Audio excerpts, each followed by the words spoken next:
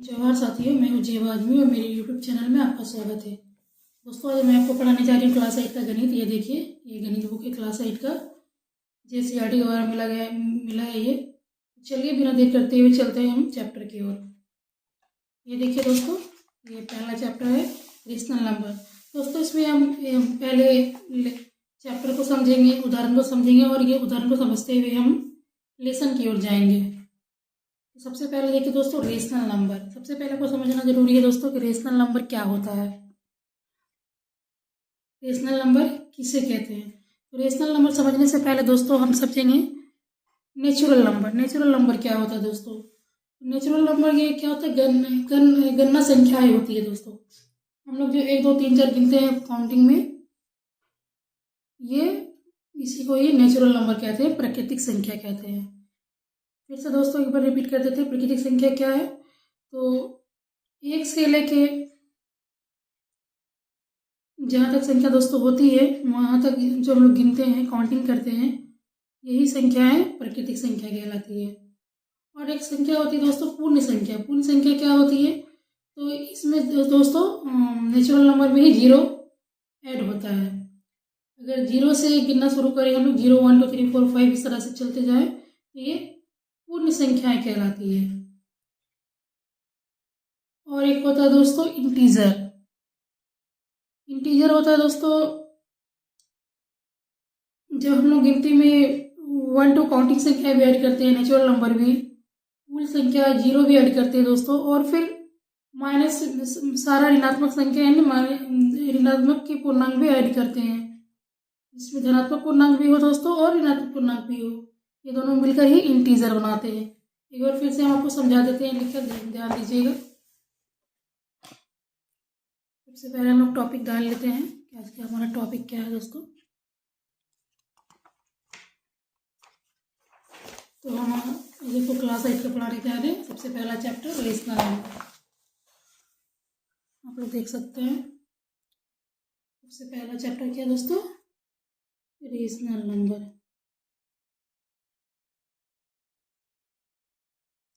ये हमारा 1 चैप्टर है,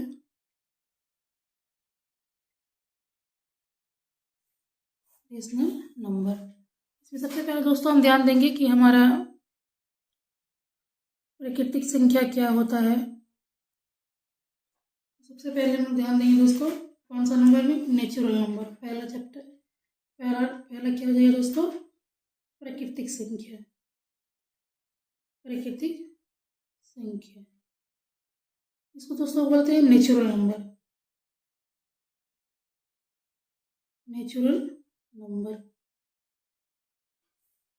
आप देख सकते हैं दोस्तों, इसमें 1 2 3 4 5 इस तरह से चलते जाता है। ये गणना संख्या है दोस्तों। तो नेचुरल नंबर में सिंपली क्या होता है दोस्तों, इसमें जीरो या फिर ऋणात्मक संख्या ऐड नहीं होता, ओनली धनात्मक होता है दोस्तों। ये इसमें सिर्फ प्लस वाला संख्या होता है। और ये 1 2 से दोस्तों हम गिनना शुरू करते हैं, और ये जहाँ तक गिनते हैं, जहाँ तक हम लोग गणना करते हैं, गिनते हैं, वो ये संख्या यहाँ तक जाती है। इसे नेचुरल नंबर बोलते हैं। अब दूसरी संख्या आ जाती है पूर्ण संख्या, पूर्ण नंबर। पूर्ण संख्या, इसको क्या बोलते हैं दोस्तों? पूर्ण नंबर।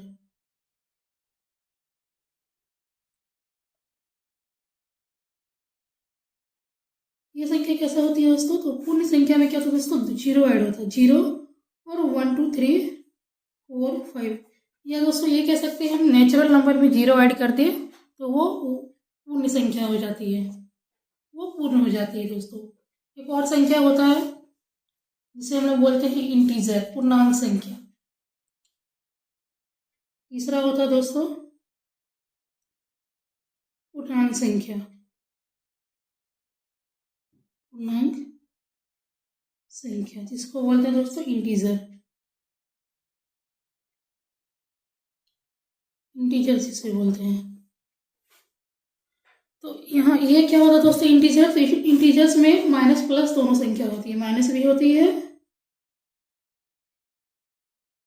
जीरो भी इंक्लूड होता है, और 1 2 3 4 5 ये सारा संख्या भी होता है।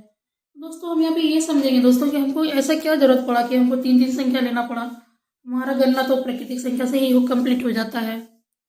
फिर इसमें जीरो ऐड किए। चलिए हम लोग जो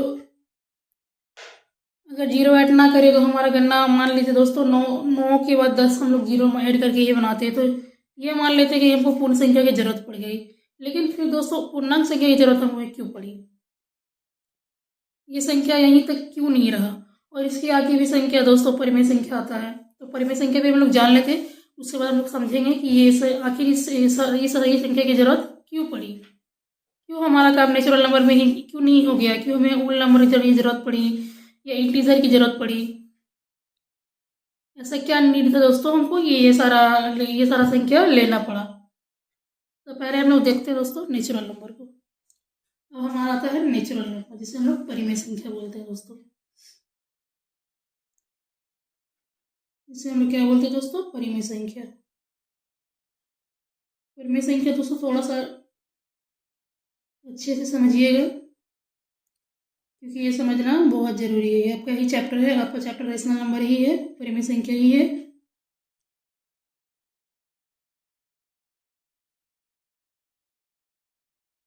तो आप देख सकते हैं दोस्तों, जो भी संख्या दोस्तों p बाई क्यू के रूप में हो,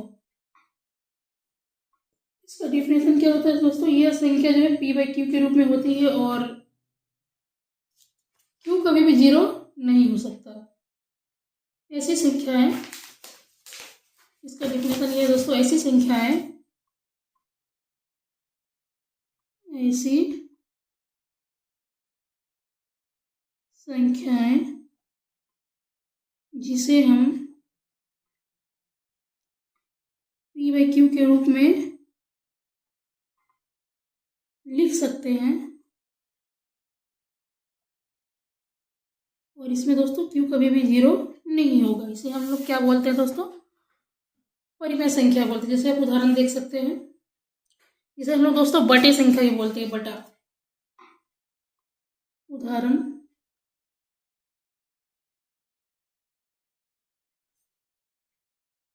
2/5, 5/2 माइनस 3/4, 4/3। ये सारी संख्या दोस्तों परिमेय संख्या है। तो आई होप दोस्तों आपको समझ में आया होगा।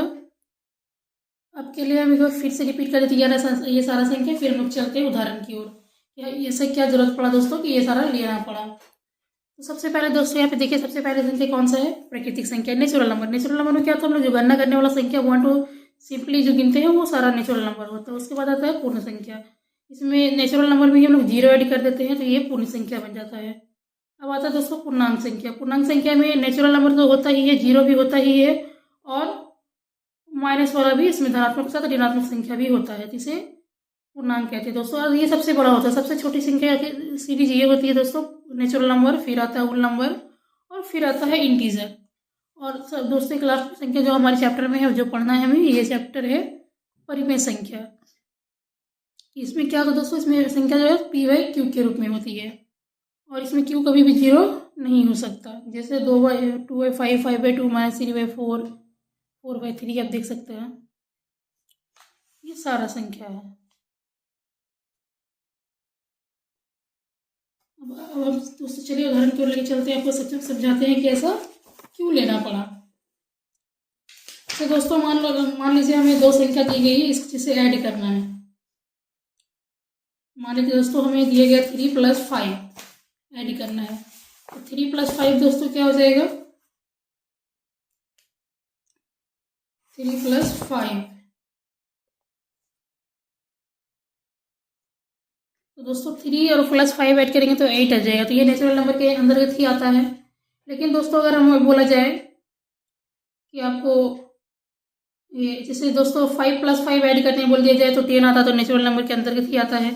लेकिन दोस्तों अगर हम बोला जाए कि 5 - 5 कीजिए तो फिर तो दोस्तों 0 आ जाएगा, और 0 तो नेचुरल नंबर में होता ही नहीं है।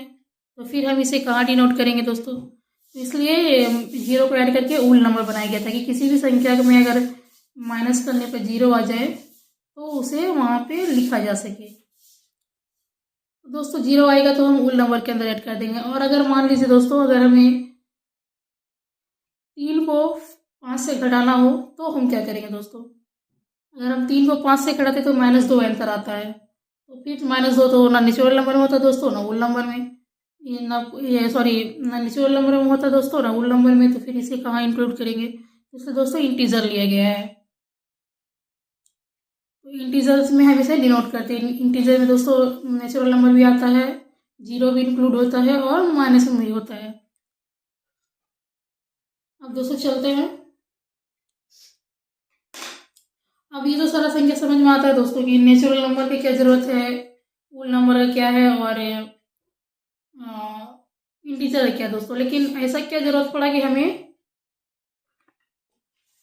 यहाँ पे देख सकते हैं परिमेय संख्या लेना पड़ा। इसका समझते हैं दोस्तों कि ऐसा क्या जरूरत पड़ा जब हमें परिमेय संख्या लेना पड़ा। तो सबसे पहले दोस्तों देखते हैं कि अगर मान लीजिए एक सेब है जिसे चार व्यक्ति को बराबर बराबर भाग में देना है दोस्तों, उसके 4 डिवाइड भाग करना है। अगर ये 1/4 हो गया, एक सेब है दोस्तों जिसमें एक आदमी को एक ही भाग देना है और उस सेब को 4 पीस करना है। तो इसे हम कहाँ इंक्लूड करेंगे दोस्तों? ये तो ना बर्थडे वाला संख्या तो ना नेचुरल में आता है दोस्तों, ना होल में, ना इंटीजर में। इसे हम कहाँ इंक्लूड करेंगे दोस्तों? आप देख सकते हैं अगर एक व्यक्ति ने एक सेब है जिसे 4 भाग में डिवाइड करना है और एक ही भाग एक व्यक्ति को देना है। इसे हम कहाँ पुट करेंगे दोस्तों? तो ये कहीं भी पुट नहीं होगा। इसके लिए एक नया संख्या बनाया जिसे रेशनल नंबर बोला जाता है, प्राकृतिक संख्या जिसमें बटे की होती है, जिसमें क्यू कभी भी ऊपर वाला को दोस्तों पी बोलते हैं। ये पी है, ये क्यू है, और क्यू कभी भी 0 नहीं होना चाहिए दोस्तों। अगर क्यू 0 हो जाता तो ये संख्या इनवैलिड हो जाता है, इन्फिनिटी हो जाता है। ये संख्या संभव ही नहीं है। चलिए दोस्तों, आई होप इतना आपको समझ में आया होगा। थोड़ा सा टफ है समझना, लेकिन अगर थोड़ा सा पढ़ाई करेंगे, ध्यान देंगे तो समझ पाएंगे दोस्तों। ये बहुत ज़्यादा टफ नहीं है, लेकिन बहुत ज़्यादा आसान भी नहीं है, थोड़ा सा ध्यान देना पड़ेगा। चलिए दोस्तों, हम लोग देख लेते हैं कि हमारी बुक में क्या क्या उदाहरण दिया है। यहाँ पे देख लीजिए दोस्तों, परिमेय संख्या यहाँ पे दिए हैं। उदाहरण देख लेते हैं क्या क्या दिया है।